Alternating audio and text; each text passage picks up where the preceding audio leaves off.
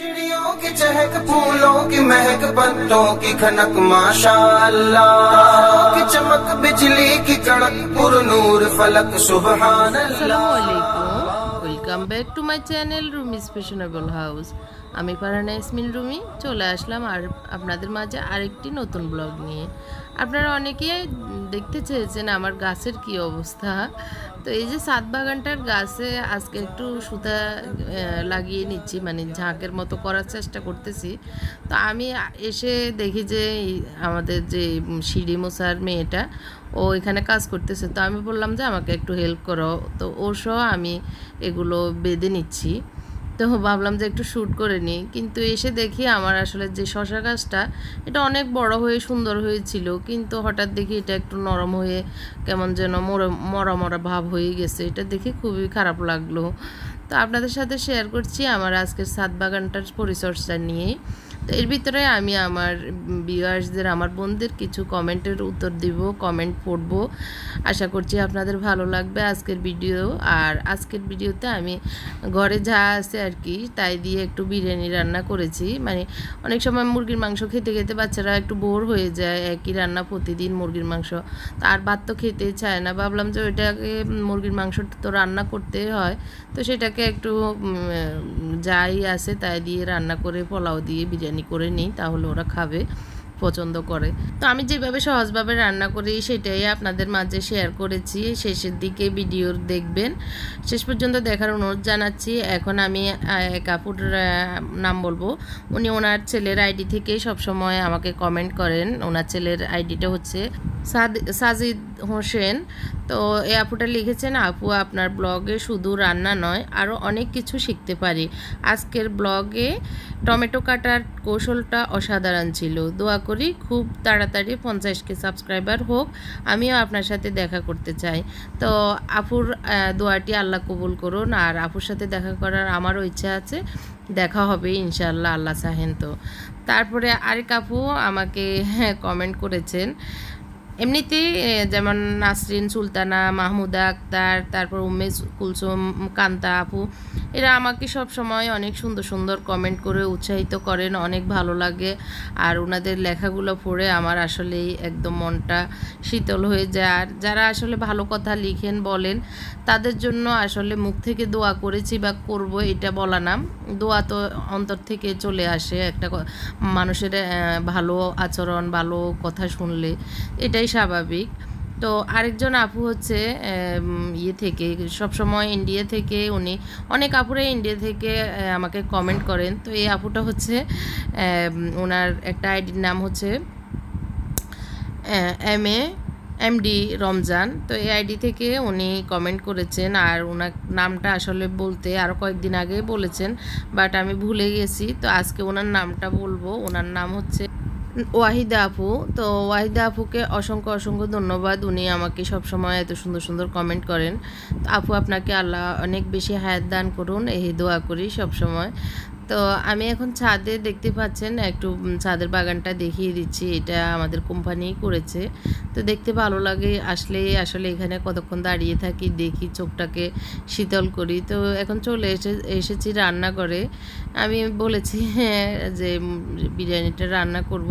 এটা একদমই সিম্পল, আমাদের ঘরে যা আছে, আর জটপট করতে আমার ভালো লাগে। এমনি আসলে ভাত, তারপরে সবজি তরকারি রান্না করতে যত সময় লাগে তার চেয়ে বিরিয়ানি রান্নাটা আমার থেকে অনেক ইজি লাগে। আর হচ্ছে আমার ছেলেরা খায়, এটা হলো বড় কথা।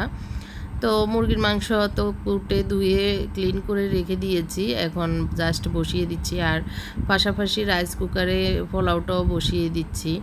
তো আমি দেখতে পাচ্ছেন গরম মশলাটা তেলে একটু ভেজে নিয়েছি, এলাচ, দারচিনি আর হলো তেজপাতা, এগুলোকে একটু ভেজে তারপর পেঁয়াজটা দিয়ে দিয়েছি। আর তেলটা আমি আসলে, অনেক আপু আমাকে প্রশ্ন করেছেন আমি রান্নাতে কোন তেল ইউজ করি। আসলে একদম নির্ধারিত কিছুই নেই, তবে একটা নির্ধারিত বেশিরভাগ করার চেষ্টা করি, সেটা হচ্ছে এখন যে লাল তেলটা, মানে ভুসির গমের ইয়ে দিয়ে যে তেলটা হয় সেটাই আমি বিশেষ ইউজ করার চেষ্টা করি। তো এই যে রাইস কুকারে রাইসটাও বসিয়ে দিচ্ছি, মানে একটু ভেজে নিচ্ছি। তো এক আপু প্রশ্ন করেছেন, ওনার মানে সুইচটা উঠে যায় রাইস কুকারে যখন রাইসটা ভাজতে যায়, তো একটু সুইচটা ধরে রাখবেন, আর যখন ভাজবেন পাতিলটাকে একটু চাপ দিয়ে নিচের দিকে ধরে রাখলে হয়ে যায়। তো আমার করতে হয় না, আমি একটু ওইভাবেই করে মানে ভেজে নিই চাপ দিয়ে। তো একটু ওটা ভাজা হোক, এদিক দিয়ে আমি একটু আদা রসুন দিয়ে দিচ্ছি, 1 টেবিল চামচ আদা, 1 টেবিল চামচ রসুন দিয়ে পেঁয়াজটাকে আর একটু ভেজে নিচ্ছি। তো এগুলো আসলে মুরগিটা কষানোর জন্য রোস্ট যেরকম করে সেরকমই করতেছি। তো এখানে শুধু বিরিয়ানি মশলাটা অ্যাড করব। আর বিরিয়ানি মশলাটা তো আমি নিজেই করেছি, সেটা আমি অনেক আগে একটা ব্লগে দেখিয়েছি। আপনারা চাইলে আমি লিঙ্কটা দিয়ে দিব, চেক করে নিতে পারেন, আই বাটনে দিয়ে দিব। তো এখন পেঁয়াজগুলোকে ভালো করে কষিয়ে নিচ্ছি, মানে ভেজে নিচ্ছি। এরপরে এখন দিয়ে দিচ্ছি 1.5 টেবিল চামচ বিরিয়ানি মশলা, আর হচ্ছে একটু 1 চামচের মতো জিরা ধনিয়া পাউডার। তো এইগুলোই আজকে মশলা, আর বেশি মশলা দিব না। হালকা মশলায় রান্না করলে খেতে ভালো লাগে, বেশি মশলাপাতি আমাদের পছন্দ বেশি না আর কি। তো এদিক দিয়ে আমার পেঁয়াজ ভাজাটা হতে হতে আমার প্রিয় বোন মাহমুদা আক্তার আপুটার গতকালকের কমেন্টের উত্তরটা দিব এবং কমেন্টটা পড়ছি। সেটা হচ্ছে, আসসালামু আলাইকুম আপু, কাজের সহজ পদ্ধতিগুলো আপনার আমার যে কী সুবিধা দিয়েছে আপু, আলহামদুলিল্লাহ। আমি এখন রুটিও বানাই আপনার মতো করে টাইলসের উপর। জাজাকাল্লাহ খায়ের। আমি আজ কয়েকদিন যাবৎ বাসার আশেপাশে এবং অফিসে যেতে আসতে যে কটা নার্সারি পেয়েছি সবগুলোতেই গিয়েছি কারিপাতা গাছ আনার জন্য, পাইনি, সলিউশন দিন। তো সলিউশনটা হচ্ছে, আমি এদিক দিয়ে সলিউশনটা পরে বলছি, এদিক দিয়ে আমার রান্নায় দেখিয়ে দিচ্ছি যে একটু দধি মানে টক দই দিয়েছি ভালো করে ফিটে, আর একটু দুধ দিয়ে এগুলোকে মশলাগুলোকে কষিয়ে নিব। তার উপরে কয়েক পিস কাঁচামরিচ কেটে দিয়েছি, ঢাকনা দিয়ে কিছুক্ষণ হোক। এরপরে এই যে কষানোটা মোটামুটি হয়ে এসছে, এখন আমি মাংসগুলো দিয়ে দিব। তো সলিউশনটা আপুর দিয়ে দিই, সেটা হচ্ছে আসলে আমি আমার কারিপাতা গাছটা অনেক আপুরাই জিজ্ঞেস করেছেন কোথায় পেয়েছি। আমি আমার বাসার পাশে একটা নার্সারি আছে, সেটাতে পেয়েছি। এটা আসলে হয়তো ভাগ্য ভালো ছিল, আমি জিজ্ঞেস করাতে ওদের ছিল, পেয়েছি। এখন আছে কিনা আমি জানি না, তারপর খবর নিয়ে দেখবো আছে কিনা, না হয় আপনাদেরকে বলবো এখানে এসে নিতে। আর এমনিতে মনে হচ্ছে ইয়েতে পাবেন, দোয়েল চক্কর, মানে ঢাকা বিশ্ববিদ্যালয়ের পাশে দোয়েল চক্করের যে গাছের নার্সারিগুলো আছে রাস্তার ধারে, সেখানে হয়তো পেয়ে যেতে পারেন। আর মাহমুদা আক্তার আপুটাকেও বলছি, আপনি যদি কখনো নিউ মার্কেট যান, তখন আসতে যেতে দেখলে ওখানে খবর নিলে হয়তো পেয়ে যেতে পারেন, কারণ এখানে নানান রকমের গাছ আছে, পেয়ে যেতে পারেন। তো আমি মাংসগুলোকে দিয়ে ভালো করে কষিয়ে এখন আমি একটু দুধ দিয়ে রান্না করব, পানি দিব না। তো দুধটা পরিমাণ মতো দিয়ে দিয়েছি, মানে বোতল থেকেও একটু দিয়েছি, আর পাতিলে ঢেলেছিলাম দুধগুলো জাল দিব, সেখান থেকেও একটু দিয়ে পরিমাণ মতো দিয়ে যে রান্না করে নিয়েছি। এখন শুকিয়েও গেছে, আমি এখন এটার উপরে রাইসটা দিয়ে দিব। এভাবে মানে আর বেশি রান্না করব না, না হয় খুলে যাবে। তো মোটামুটি পানি শুকিয়ে মানে দুধগুলো শুকিয়ে গিয়েছে। তো উপর দিয়ে একটু চিনি দিয়ে দিচ্ছি, হাতের উপর যতটুকু, মানে আধা চামচের মতো ছিটিয়ে দিয়ে এখন আমি রাইসগুলো দিয়ে দিচ্ছি। তো আমি এখানে 2 পট চাউল পোলাও করেছি, 2 পট চাউলের তো এগুলো সবগুলোই দিয়ে দিব। মাংসটা আসলে এখানে একটা বড় মুরগির, মানে 2.5 কেজি মুরগির অর্ধেক। তো সেটাকে আমি রান্না করে নিয়েছি যেভাবে আমি আমার মতো করেছি। এখানে অনেক কিছু হয়তো অ্যাড করা দরকার ছিল, বা অনেকেই করেন। তো ওইটা তো মানে মেহমান যখন আসে তখন তো করি, কিন্তু এখন যেটা আছে সহজ পদ্ধতিতে এভাবে করে নিয়েছি। তো এখন কাঁচামরিচ দিয়েছি, মানে ঢুকিয়ে মুখগুলো ভেঙে, আর একটু ঘি দিয়ে দিচ্ছি। ফ্রিজে থাকা ঘিটা একটু জমে গেছে, সেটাকে একটু চামচ দিয়ে উঠিয়ে দিয়েছি। আর একটু কেওড়া জল দিচ্ছি, গোলাপ জল কেওড়া জল দুটোটা দিলে একটু ভালো লাগে। তো আজকে আমার গোলাপ জলটা শেষ হয়ে গিয়েছে, শুধু কেওড়া জলটাই দিয়েছি।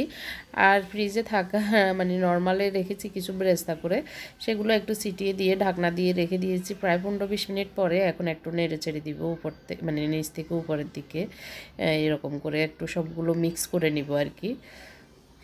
তো এই যে এরকম করে আসলে ঘরে মাঝে মধ্যে করলে ভালোই লাগে। আর প্রতিদিন আসলে বাচ্চারা তো মুরগির মাংস ছাড়া খেতেই চায় না। তো এটা তো এখন সবার ঘরে ঘরে, আমাদের মাদের কোনো দোষ নেই। আমরা আসলে বাচ্চাদেরকে চেষ্টা করি সব কিছু খাওয়ানোর, কিন্তু না খেতে চাইলে তখন বাধ্য হয়ে রান্না করি। তো মুরগির মাংসটা অনেক সময় 2-1 দিন রান্না করতে করতে বিরক্ত এসে যায়, ওরাও খেতে একটু করে। তো মাঝে মধ্যে এরকম করে চেঞ্জ করে দিলে ভাতটা, মানে ভাত যেহেতু খায় না, অন্তত পোলাওটা হলেও তো খাবে, সেই হিসাবে এভাবে রান্না করে নিই। খেতে ভালোই লাগে, একদম যে অনেক মানে বাজে হয় তা না, খুবই টেস্টি হয়। আপনারা খেয়ে করে দেখতে পারেন, বাচ্চারা অনেক খুশি হবে। মাঝে মধ্যে সবাই এখন আসলে করে বাধ্য হয়ে বাচ্চাদের জন্য। তো আমিও চেষ্টা করি যেন ছেলেরা খায়, সেজন্যই করে নিয়েছি। তো এখন খেতে বসেছে মুত্তাকি আর মুনতাসির। আমরা একটু পরে খাবো, ওরা খিদে লেগেছে এই জন্য। তো ওই যে কাঁচামরিচের আচার আর বিরিয়ানি আর একটু শসা কুটে দিয়েছি। মুত্তাকি খাচ্ছে, মুনতাসির একটু পরে বসবে।